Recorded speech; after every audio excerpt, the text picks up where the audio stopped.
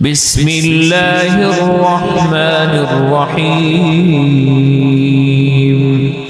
کے لیے، اور اگر شادی شدہ کرے تو اللہ رب العزت کے پیغمبر علیہ السلام نے اس کی جو سزا بیان کی ہے وہ اتنی خطرناک ہے کہ اس کو آدھا زمین کے اندر گاڑ کے پھر اس کو پتھر مار مار کے اس کو رجم کرنا ہے.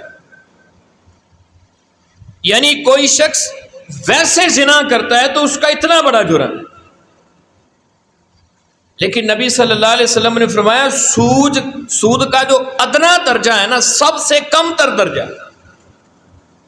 اس کا گناہ ایسے ہی ہے جیسے کوئی شخص اپنی سگی ماں کے ساتھ برائی کرے. اور ایک حدیث کے اندر الفاظ ہیں کہ سود کا 1 درہم کھانا 36 مرتبہ زنا کرنے کے برابر ہے. اور ایک محدث کے بارے میں پڑھ رہا تھا کہ وہ کہتے ہیں کہ میرے سامنے اگر 2 گناہوں میں سے ایک کا انتخاب کرنے کا کہا جائے، یا تو سود کا 1 درہم کھا لو یا تم 36 مرتبہ زنا کرو، ان دونوں میں سے ایک گناہ کا تم نے انتخاب کرنا ہے لازمی. وہ فرماتے ہیں کہ اگر مجھے مجبور کر دیا جائے تو میں زنا والے گناہ کا انتخاب کر لوں گا لیکن کبھی سود نہیں کھاؤں. رسول اللہ صلی اللہ علیہ وسلم نے فرمایا میری امت کے اوپر ایسا ایک زمانہ آئے گا، فرمایا کہ آدمی اس چیز کا خیال نہیں کرے گا کہ اس نے جو لقمہ کھایا ہے وہ حلال کا ہے یا حرام کا ہے. اب یہ سود کی جو شکل ہے، سود کا یہ جو گناہ ہے، یہ کتنا بڑا جرم ہے، اس کے بارے میں نے آپ کے سامنے نبی صلی اللہ علیہ وسلم کی احادیث کو رکھ دی ہے، اور اللہ نے اس کے ساتھ جو اس کا گناہ بیان کیا ہے، جو نہ کرے گا اس کی جو سزا بیان کی ہے، وہ بھی میں نے آپ کے سامنے رکھ دی ہے کہ اللہ کے ساتھ کون اعلان جنگ کر سکتا ہے. اللہ کے ساتھ کوئی مقابلے کے اندر کیسے جیت سکتا ہے؟ رسول اللہ صلی اللہ علیہ وسلم فرماتے ہیں میں سویا ہوا تھا، میرے پاس 2 لوگ آئے، مجھے بیدار کیا گیا. یہ اللہ کے پیغمبر علیہ السلام اپنا خواب بیان کر رہے ہیں. بیت المقدس میں گئے، پھر آپ یہ ایک لمبی حدیث ہے، فرمایا راستے کے اندر ہم ایک نہر کے پاس سے گزرے جو خون کی نہر تھی. اس کے اندر ایک شخص غوطے کھا رہا ہے،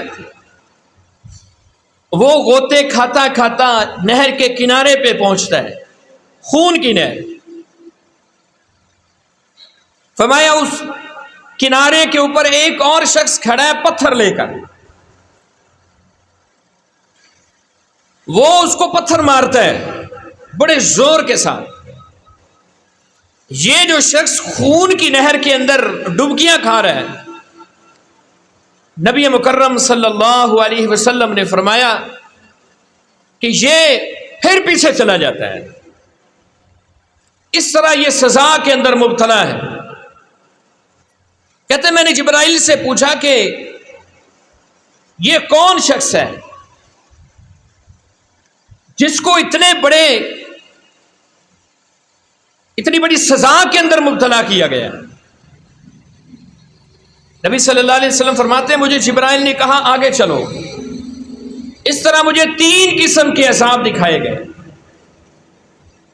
اور آخر کے اندر جبرائیل نے مجھے ان 3 جو لوگ عذاب کے اندر مبتلا تھے ان کی تفصیل بیان کی.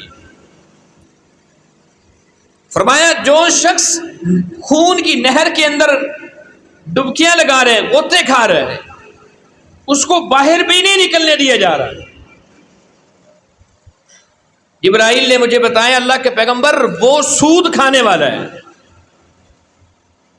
سود کھانے والا، اس کی یہ سزا ہے. اللہ تعالیٰ نے اپنے پیغمبر کو خواب کے اندر دکھائی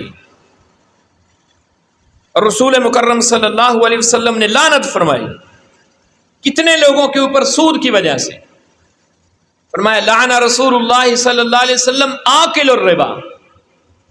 اللہ کا پیغمبر علیہ السلام نے لعنت فرمائی سود کھانے والے پر، اور منہ کھلا ہو اور اس کو کھلانے والے پر، وکاتبہ ہو اور اس کو لکھنے والے پر، وشاہدیہ اور اس سود کے اوپر گواہ بننے والے، دو گواہ. اور نبی صلی اللہ علیہ وسلم نے فرمایا وقال ہم سواء، کھانے والا، کھلانے والا، لکھنے والا، گواہ، چار قسم کے لوگ. فرمایا کھانے والا بھی اتنا ہی گناہگار ہے جتنا گواہی دینے والا ہے، کھلانے والا بھی اتنا ہی گناہگار ہے، جس نے صرف قلم چلائی ہے وہ بھی اتنا ہی گناہگار ہے. اور اللہ تعالیٰ نے قرآن مجید کے اندر اپنا ایک ضابطہ بیان کیا ہے. فرمایا تمہیں تو شیطان یہ بہکاوے میں مبتلا کرتا ہے، دھوکہ دیتا ہے. شیطان کہتا ہے سود تمہارے مال کو بڑھاتا ہے. انشورنس والے آتے ہیں کہتے ہیں اتنا دو ہم تمہیں اتنا دیں گے، میں آنکھیں بند کر کے دے دیتا ہوں. دوسری طرف ایک اللہ کا وعدہ ہے، فرمایا یمحق اللہ الربا ویربی الصدقات. اللہ فرماتے ہیں ہم سود کو ختم کرتے ہیں اور صدقات کو بڑھاتے ہیں. اور وارے مسلمان تیری مسلمانی پہ کیا کہنے، جنت کی امید لگائے ہوئے 14ویں صدی کا مسلمان، اس کو صدقے کا کہا جائے یہ 1000 بار سوچتا ہے، ادھر ادھر دیکھتا ہے کوئی اور ہی دے دے میری جگہ پہ. سود آنکھیں بند کر کے اس میں لت پت ہے، مبتلا ہے. اللہ کا وعدہ کیا ہے؟ فرمایا ہم سود کو مٹاتے ہیں. ایک طرف دنیا کے لوگوں کا وعدہ ہے، ایک طرف اللہ کا وعدہ ہے.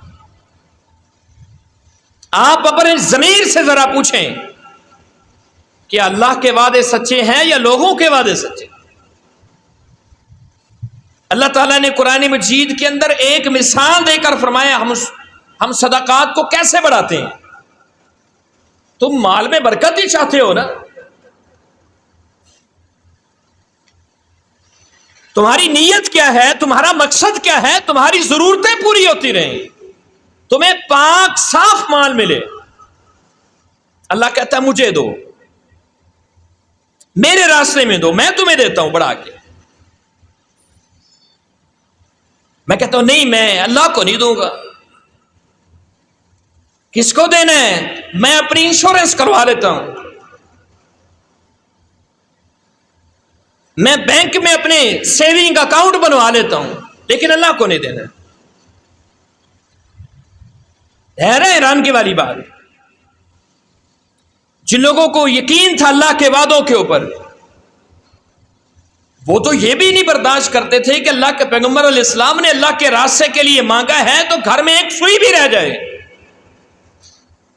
عمر بن خطاب گھر کا آدھا مال لے کر نکلے ہیں، کہتا ہے میں دل و دماغ میں سوچ رہا تھا کہ میں آج ابو بکر میں نیکی کے اندر آگے بڑھ جاؤں گا. جا کے دیکھا اپنے گھر کا آدھا مال لے کر آنے والا، دیکھا میں ابو بکر سے آگے بڑھ جاؤں گا. جا کے دیکھا ابو بکر اپنے گھر کا سارا سامان لے کر آئے. اور ابھی ایک صحابی کا یوم شہادت گزرا ہے، سیدنا عثمان بن عفان رضی اللہ تعالی. عثمان تیری سخاوت کے کیا کہنے.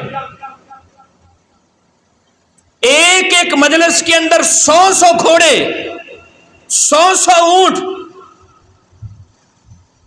ہزاروں کی تعداد میں اشرفیاں. ایک مجلس کے اندر نبی صلی اللہ علیہ وسلم نے اعلان کیا یہ عثمان بار بار اٹھ رہے ہیں. رسول اللہ صلی اللہ علیہ وسلم نے کو کہنا پڑا عثمان بس کر جاؤ، کسی اور کو بھی کھڑا ہونے دو، سارا صدقہ تم نے ہی کرنا ہے. کسی اور کو بھی کھڑا ہونے دو. اور نبی صلی اللہ علیہ وسلم اپنی اس طرح جھولی کے اندر عثمان کی دی ہوئی اشرفیاں اس کو ایسے الٹ پلٹ رہے ہیں اور فرما رہے ہیں ما ضر عثمان ما عمل بعد اليوم، آج کے بعد عثمان کوئی بھی عمل نہ کرے، عثمان پھر بھی عثمان کو کوئی بھی چیز نقصان نہیں پہنچا سکتی، کوئی گناہ نقصان نہیں پہنچا سکتا، عثمان پھر بھی جنتی ہے. اور ایک حدیث کے اندر الفاظ ہیں نبی صلی اللہ علیہ وسلم نے فرمایا عثمان گناہ کرے پھر بھی جنتی ہے. ان کو یقین تھا، انہوں نے ایسے دیے. میں بینک والوں کو دے دیتا ہوں، انشورنس والوں کو دے دیتا ہوں، اللہ کہتا ہے میں کم کروں گا اس کو، یمحق اللہ الربا، اللہ کہتا ہے میں سود کو کم کروں گا، ویربی الصدقات، اللہ کہتا ہے میں صدقات کو بڑھاؤں گا. کیسے بڑھاتا ہے اللہ تعالیٰ؟ صحیح البخاری کی حدیث ہے، رسول اللہ صلی اللہ علیہ وسلم فرماتے ہیں تھوڑا سا صدقہ اللہ کے راستے میں کیا گیا، اللہ تعالیٰ اس کو ایسے پالتا ہے جیسے تم بکری کے بچے کو پالتے ہو. یہ مال مویشی والے یہ ذمہ دار لوگ موجود ہیں، یہ جانتے ہیں کہ جانوروں میں سے سب سے مشکل بکری کا بچہ پالنا ہوتا ہے. اللہ کہتا ہے میں اس کو ایسے پالتا ہوں جیسے تم بکری کے بچے کو پالتے ہو. اور حدیث کے اندر الفاظ ہیں، اللہ فرماتا ہے قیامت والے دن وہ تھوڑا سا صدقہ جب انسان دیکھے گا تو وہ احد پہاڑ کے برابر ہو، احد پہاڑ کے برابر. اللہ کی ذات کے اوپر، اللہ کی باتوں پہ یقین کیجیے. مال کو بڑھانا ہے تو اللہ کے راستے میں دیں، اپنے مال کو برباد نہ کرو، اللہ اور اس کے رسول کے ساتھ اعلان جنگ نہ کرو. اللہ تعالیٰ نے قرآن مجید کے اندر یہ مثال جو میں بیان کرنے لگا تھا، مثل الذین ينفقون اموالهم فی سبیل اللہ، فرمایا جو لوگ اللہ کے راستے میں خرچ کرتے ہیں نا، کمثل حبۃ، اس کی مثال اس دانے کی طرح ہے، انبتت سبع سنابل، اس ایک دانے سے 7 بالیاں نکلتی، فی کل سنبلۃ، مثل الذین ينفقون اموالهم فی سبیل اللہ کمثل حبۃ فی کل سنابل من کل سنبلۃ فی کل سنبلۃ حبہ. اللہ فرماتے ہیں 7 بالیاں نکلتی ہیں اور ایک ایک بالی کے اندر 100 دانے ہیں. 700 دانے نکلے ہیں ایک دانے سے. یہ کس کی مثال اللہ نے دی؟ صدقے کی. اللہ کہتا ہے 1 2 70 700 تک دوں گا، 700 تک دوں گا. میرے بھائیو اللہ کی ذات پہ یقین کیجیے. یہ کتنا بڑا جرم ہے. اللہ کے پیغمبر علیہ السلام نے جس خطبے کے اندر پورے دین کا خلاصہ بیان کر دیا ہے، اس خطبے کے اندر اللہ کے پیغمبر علیہ الصلوۃ والسلام نے اسپیشل سود کا نام لیا ہے. وَرِبَاءُ الْجَاهِلِيَّةِ مَوْضُوعٌ. میرا ملک نیچے کیوں جا رہا ہے؟ میرا معاشرہ نیچے کیوں جا رہا ہے؟ کیونکہ میرا نظام چلتا ہی نہیں سود کے بغیر، وہ سرکاری ہو یا غیر سرکاری. ہم میں سے ہر دوسرا تیسرا بندہ اس بیماری کے اندر مبتلا ہے. اس کی مختلف شکلیں ہیں. یہ جو لوگ کمیٹیاں ڈالتے ہیں، لکی کمیٹیاں، یہ سود کی ایک شکل ہے. ایک چیز اس کے دو قیمتیں متعین کر دی ہیں، اگرچہ اس میں اختلاف ہے، لیکن میں اپنی تحقیق کے مطابق جس نتیجے پر پہنچا ہوں، ایک چیز کی 2 قیمتیں، ادھار الگ نقد الگ، یہ سود کے زمرے میں ہے. رسول اللہ صلی اللہ علیہ وسلم نے، محدثین نے جو سود کی تعریف کی ہے، ہر وہ قرض جس کے بدلے میں آپ کو منافع ملتا ہے. یہ ایک موبائل ہے، آپ اس کو 2000 میں دیتے ہیں، کہتے ہیں نقد یہ 2000 میں ہے، لیکن اگر 1 مہینے بعد دو گے یا 3 قسطوں میں دو گے یا 4 قسطوں میں دو گے تو تو پھر میں تمہیں 3000 میں دوں گا. اب یہ ایک قرض بن گیا ہے, اس کے بدلے میں 1000 منافع لیا جا رہا ہے.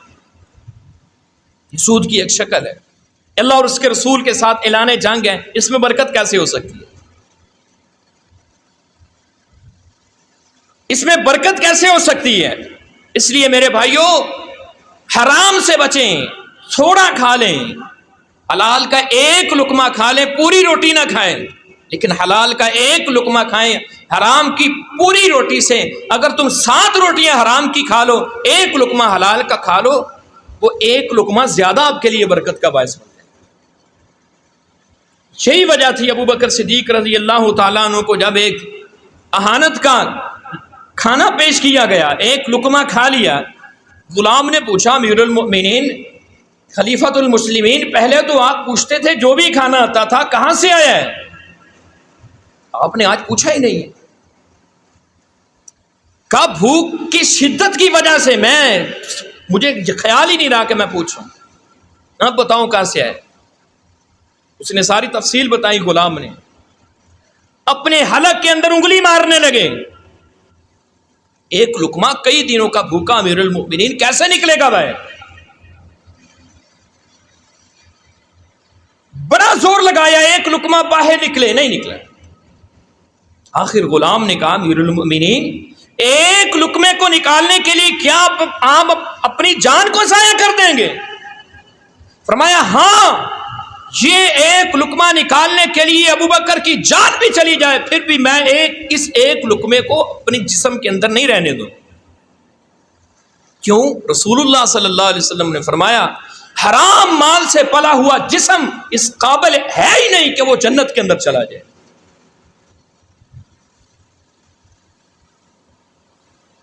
یہ رسول اللہ صلی اللہ علیہ وسلم کی احادیث ہیں, قرآن مجید کی آیات ہیں. یہ کسی فلاسفر کی, کسی مفکر کی باتیں نہیں ہیں دنیا کے, یہ اللہ کے وعدے ہیں. میں اور آپ سوچ لیں, مجھے اللہ اور اس کے رسول کی باتوں کے اوپر کتنا یقین ہے. اس آیت کو یاد کر کے لے جائیں یاد, یمحق اللہ الربا ویربی الصدقات. اللہ صدقات کو بڑھاتا ہے, اللہ سود کو بڑھاتا نہیں ہے, اللہ سود کو کم کرتا ہے. شیطان لاکھ ہمیں بہکائے, لیکن حقیقی وعدے اللہ کے ہیں. اللہ سے بڑھ کر کوئی کسی کا وعدہ سچا نہیں ہے. وَمَنْ أَصْدَقُ مِنَ اللَّهِ حَدِيثًا, اللہ سے بڑھ کر کوئی سچا نہیں ہے. اللہ کے وعدوں کے اوپر یقین کرو. مال کو بڑھانا چاہتے ہو تو اس کو اللہ کے بندو صدقے میں لگاؤ. بڑی مشہور حدیث ہم نے سن رکھی ہے, رسول اللہ صلی اللہ علیہ وسلم نے, آپ نے فرمایا 2 فرشتے زمین کے اوپر صبح کے وقت اترتے ہیں. یہ کیا دعا کرتا ہے؟ یا اللہ, جو تیرے راستے میں خرچ کرتا ہے نا, اس کے مال میں برکت پیدا کر دے, اس کے مال کو زیادہ کر دے. اور دوسرا کہتا ہے, یا اللہ جو تیرے راستے میں خرچ نہیں کرتا, یا اللہ اس کے مال کے اندر کمی کر دے.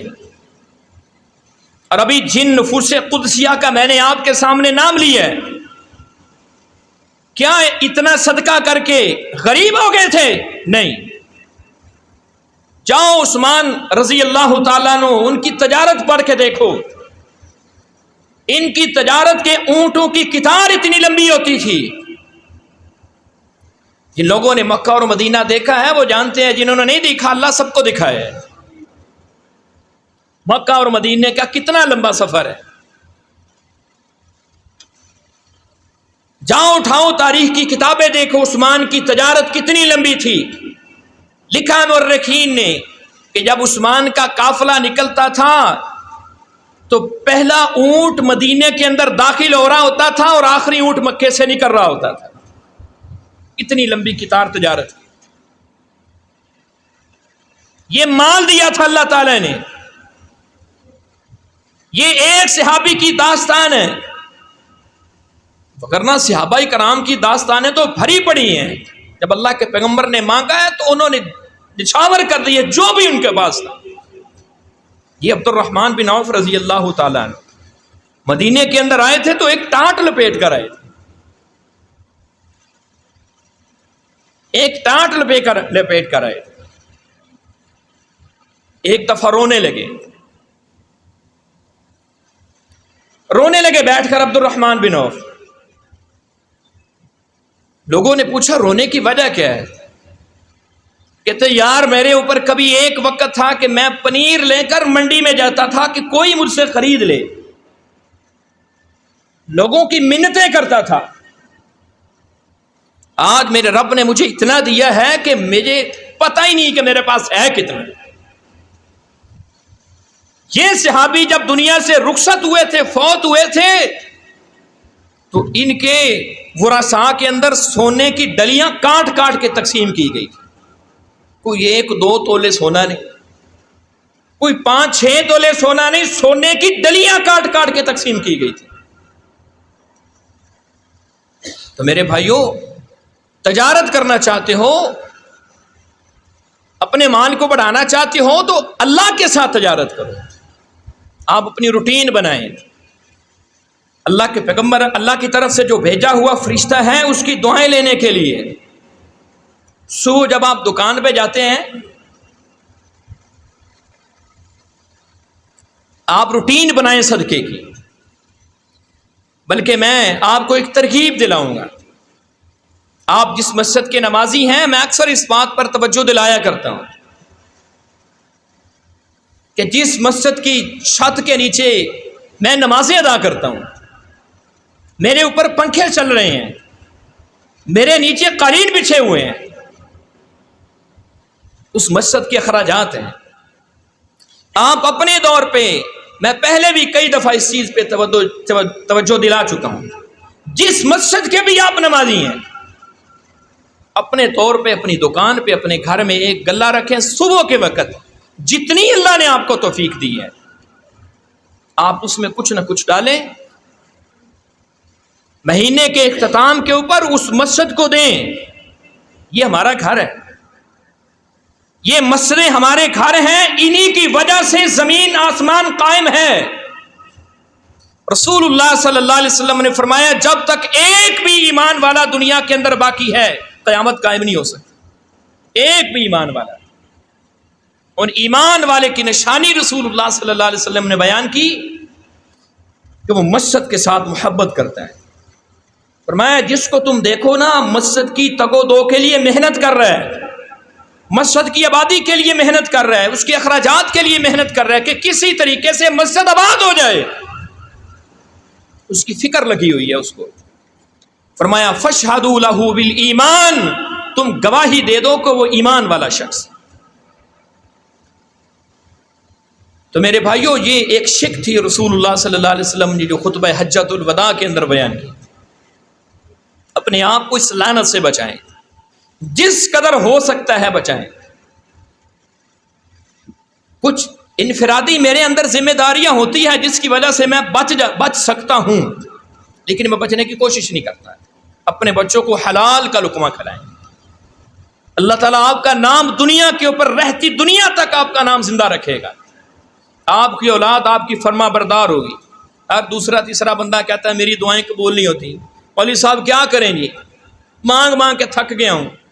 یہ بھی ایک وجہ رسول اللہ صلی اللہ علیہ وسلم نے بیان کی، پچھلے خطبے کے اندر میں نے بیان کی تھی. اللہ مجھے اور آپ کو اس لعنت سے محفوظ فرمائے.